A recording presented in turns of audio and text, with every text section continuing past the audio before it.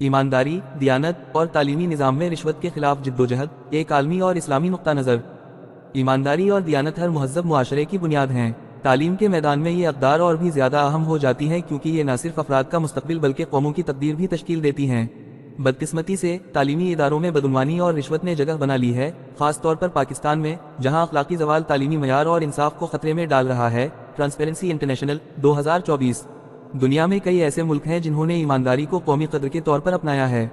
Japan میں جب electronic tool system 38 گھنٹے کے لیے فیل ہوا، 24,000 سے زائد ڈرائیورز نے بغیر کسی دباؤ کے بعد میں اپنے ٹول کی رقم ادا کی، جو ایمانداری اور سماجی ذمہ داری کی عکاسی کرتا ہے۔ BBC 2017۔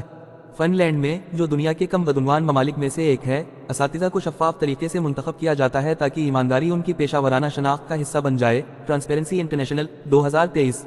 سنگاپور میں بدعنوانی کے لیے زیرو ٹالرنس پالیسی ہے اور اساتذہ اور تعلیمی افسران سخت اخلاقی تربیت سے گزرتے ہیں، جبکہ رشوت کے کسی بھی کیس میں فوری برطرفی اور قانونی کارروائی کی جاتی ہے۔ دی اسٹریٹس ٹائمز 2022۔ نیوزی لینڈ میں کمیونٹی نگرانی، مالیاتی آڈٹس اور عوامی جوابدہی کے ذریعے تعلیمی نظام میں ایمانداری برقرار رکھی جاتی ہے۔ Transparency international 2023۔ جنوبی کوریا نے ماضی میں بدعنوانی کے مسائل پر سخت اصلاحات کر کے تعلیمی اداروں میں عوام کا اعتماد حاصل کیا۔ دی کوریا ہیرلڈ 2021۔ یہ مثالیں واضح کرتی ہیں کہ قوم کی ساکھ اور ترقی کے لیے اخلاقی طاقت ہی اصل بنیاد ہے، نہ کہ صرف معاشی طاقت۔ اوورسیز پاکستانی بھی ایمانداری اور دیانت کے عالمی سفیر کے طور پر نمایاں ہیں۔ دنیا کے مختلف ممالک میں محنتی پاکستانی اپنی پیشہ ورانہ دیانت داری سے وطن کا نام روشن کر رہے ہیں۔ OPF annual report 2023۔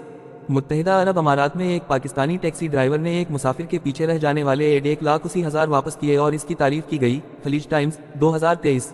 دبئی میں ایک صفائی کرنے والے نے 15 کلو سونا کے ساتھ بھی 2.5 ملین کی مالیت والا بیگ واپس کیا اور سرکاری طور پر سراہا گیا۔ ڈیلی اوصاف 2023۔ سعودی عرب میں دیگر پاکستانی کارکنوں نے بھی بڑے پیمانے پر رقم اور قیمتی اشیاء واپس کر کے پاکستانی قونصل خانے کی طرف سے تعریف حاصل کی۔ دنیا نیوز 2023۔ یہ اعمال ثابت کرتے ہیں کہ ایمانداری اور سچائی کی کوئی سرحد نہیں۔ جہاں بھی جائیں، اوورسیز پاکستانی اسلام کے اصولوں کے مطابق اخلاص، دیانت اور وفاداری کی مثال قائم کرتے ہیں۔ اساتذہ جو ایمانداری کے لیے کھڑے ہوئے، عالمی مثالیں۔ دنیا بھر میں اساتذہ نے اکثر ناانصافی اور بدعنوانی کے خلاف حیرت انگیز حوصلہ دکھایا، حتیٰ کہ ذاتی نقصان کے باوجود۔ ملالہ یوسفزئی کے اساتذہ پاکستان کے وادی سوات میں طالبان کے خطرات کے باوجود لڑکیوں کو خفیہ طور پر تعلیم دیتے رہے، جو دیانت اور لگن کی علامت ہیں۔ UNESCO report 2014۔ ڈاکٹر میتھیو ہیجز، برطانیہ، نے تعلیمی شفافیت اور ریاستی دباؤ کے خطرات کے بارے میں آگاہی بڑھائی، جس سے عالمی سطح پر تعلیمی آزادی پر بحث شروع ہوئی۔ BBC 2018۔ جنوبی کوریا کے اساتذہ کے یونین کے ارکان نے اسکول کے نصاب میں سیاسی مداخلت کے خلاف مزاحمت کی، جس سے تعلیمی آزادی اور انصاف محفوظ رہا۔ دی کوریا ہیرلڈ 2021۔ یہ اساتذہ دنیا کو یاد دلاتے ہیں کہ تدریسی پیشے میں اخلاقی حوصلہ قومی دیانت کے لیے ایک مضبوط محرک ہے۔ جیسا کہ اسلام میں فرمایا گیا، جو شخص کسی برائی کو دیکھے تو اسے اپنے ہاتھ سے بدل دے، اگر نہ سکے تو اپنی زبان سے، اور اگر وہ بھی نہ کر سکے تو اپنے دل سے، اور یہ ایمان کا سب سے کمزور حصہ ہے۔ حدیث صحیح مسلم 49۔ اسلامی نقطہ نظر، ایمانداری اور رشوت۔ رشوت کی تعریف۔ رشوت اسلام میں کسی ناجائز فیصلے پر اثر ڈالنے یا حق کے بغیر فائدہ حاصل کرنے کے لیے دی جانے والی کوئی بھی رقم، تحفہ یا سہولت ہے۔ یہ سختی سے منع ہے اور یہ انصاف کو بگاڑتی اور اخلاقی نظام کو تباہ کرتی ہے۔ ممانعت اور سزا۔ ایک دوسرے کی دولت کو ناجائز طریقے سے نہ کھاؤ اور نہ حکمرانوں کو رشوت دو تاکہ لوگوں کی دولت کا حصہ ناجائز طور پر نہ کھا سکو جبکہ تم جانتے ہو۔ سورۃ البقرہ 2-188۔ حضرت محمد صلی اللہ علیہ وسلم نے فرمایا، جو دینے والا بھی رشوت دیتا ہے اور لینے والا بھی، دونوں جہنم میں ہیں۔ حدیث ابو داؤد 3580۔ ایمانداری کا انعام۔ بے شک اللہ ان لوگوں سے محبت کرتا ہے جو انصاف کرتے ہیں۔ سورۃ المائدہ 5-42۔ حضرت محمد صلی اللہ علیہ وسلم نے فرمایا، جو ایماندار اور قابل اعتماد تاجر ہے وہ نبیوں، صادقین اور شہداء کے ساتھ ہوگا۔ حدیث ترمذی 1209۔ مذہبی علماء کے نظریات برائے دیانت۔ امام احمد رضا خان نے فرمایا، رشوت قوموں کے لیے سب سے بڑے نقصان کا سبب ہے۔ رشوت لینے والا اپنی دنیاوی منفعت کے لیے ایمان فروخت کرتا ہے جو فنا ہو جاتی ہے۔ مفتی محمد اکمل مدنی کہتے ہیں، رشوت لینا یا دینا، حتیٰ کہ اپنے حق کے لیے بھی، ممنوع ہے، مگر اگر بڑی ناانصافی روکنے کے لیے دیا جائے تب بھی گناہ لینے والے پر قائم رہتا ہے۔ مفتی قاسم اتاری نے فرمایا، سب سے بڑی بدعنوانی وہ ہے جب عوامی عہدوں پر مامور لوگ اپنی ضمیر فروخت کر دیتے ہیں۔ یہ نہ صرف قوم کی بلکہ اللہ کی امانت کی بھی خیانت ہے۔ حکومت اور شہریوں کا کردار۔ رشوت کے خاتمے کی ذمہ داری حکومت اور شہری دونوں پر ہے۔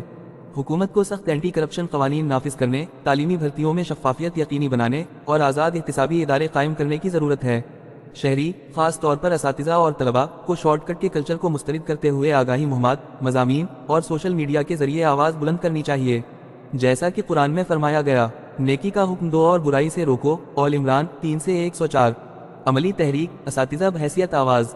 اساتذہ تعلیمی نظام میں دیانت کی تحریک کو آگے بڑھا سکتے ہیں۔ مضامین اور اداری لکھ کر رشوت کے خطرات واضح کریں، سوشل میڈیا اور تعلیمی ویڈیوز کے ذریعے آگاہی پھیلائیں، مسلسل مہمات شروع کریں تاکہ اخلاقی اقدار مضبوط ہوں۔ اس اصلاح کو ابتدا میں محکمہ تعلیم پاکستان سے شروع کر کے تمام اداروں میں پھیلائیں۔ اگر اساتذہ اتفاق اور عزم کے ساتھ اس مشن کی قیادت کریں تو بدعنوانی کی ثقافت کو بدل کر شعور، سچائی اور جوابدہی کی ثقافت میں تبدیل کیا جا سکتا ہے، کلاس روم سے شروع ہو کر پورے معاشرے تک۔ نتیجہ، Japan, Finland, Singapore, New Zealand, جنوبی کوریا اور اوورسیز پاکستانیوں کی متاثر کن مثالیں واضح کرتی ہیں کہ دیانت صرف قومی پالیسی نہیں بلکہ ایک ثقافتی اور اخلاقی عزم ہے۔ پاکستان کو بھی حکومت اور ایمان دونوں کے ذریعے یہ اقدار اپنانے کی ضرورت ہے تاکہ تعلیمی نظام میں اعتماد بحال ہو۔ اگر وہ ممالک جن کا اسلام سے تعلق نہیں، اتنی ایمانداری دکھا سکتے ہیں، تو ایک مسلمان قوم کو اپنی زندگی کے ہر شعبے میں قرآن و سنت کے اصولوں کو اپنانا کتنا ضروری اور ممکن ہے۔